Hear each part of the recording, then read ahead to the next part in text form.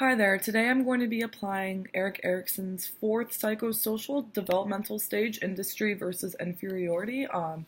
This stage occurs between the ages of 6 and 11 in childhood.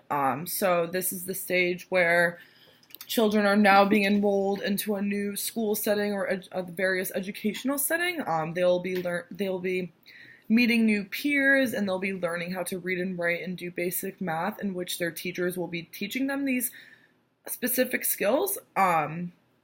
It's also at this stage that the peers of this child will contribute to the child's self-esteem. So their influences on the child will greatly affect the self-esteem of the child developing in this psychosocial developmental stage.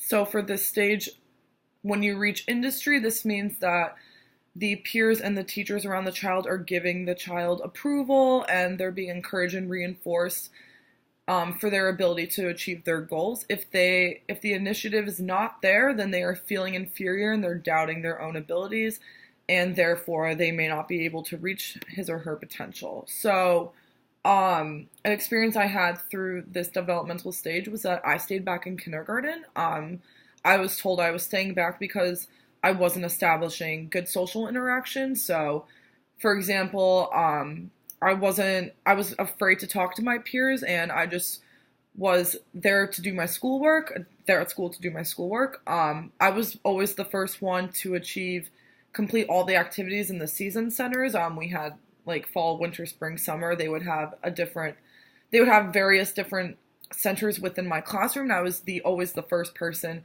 to complete all the activities because my motive was to receive the prizes for completing the activities, and I wasn't necessarily needing my peers' approval to complete these activities.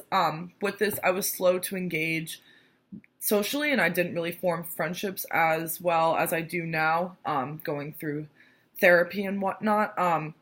As well, in addition, I was disinhibited with social competence. I was not developing the appropriate friendships to develop feelings of confidence and pride in my abilities. As well, this took an inhibitance on my self-confidence. So my teachers would be giving me praise for what I was doing, but not my peers necessarily. And once I was at the second half of my second year of kindergarten, I was trying to seek the approval from my peers, but I was not able to initiate that. As well, handling rejection was not my strong suit. I'm a very sensitive person, so when a friend of mine got mad at me during the time, I would just retreat and avoid the situation as best I could. As well during the stage, I was in the concrete operational stage, so this was trying to manage my own understanding of intuitive reasoning. So one thing I had trouble with was conservation. So say there was a smaller height glass of water versus a taller height glass of water, and there was the same amount of water in both glasses. I was not able to figure out that it was the same amount of water in both glasses. I would just assume that the taller glass had more water since it was taller. So obviously, like, the key properties of the substance do not change even as their physical appearance may be altered. I was having a lot of trouble with that when I was their age. As well, transitivity, so the idea of that if A is related to B, B is related to C, therefore A is related to C. I was also having trouble with that process as well. So my need for a counselor during that stage would be that they could help me with my cognitive restructuring, with my social anxiety, for one.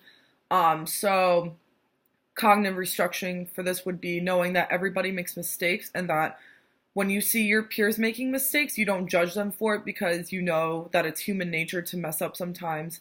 And then when you're corrected by your teacher, you know the real answer to the question, and you'll know it for next time. So, meaning, I would recognize that my anxiety would rise when I would want to answer a question in front of my peers during class, but then I felt as though that my answer would be judged by my peers, so I wouldn't feel obligated to answer the question. So with cognitive restructuring, this would help me realize that, yes, everybody makes mistakes. So if you do happen to get it wrong, then you'll know it for next time, but you should not be afraid to answer a question with your peers' approval.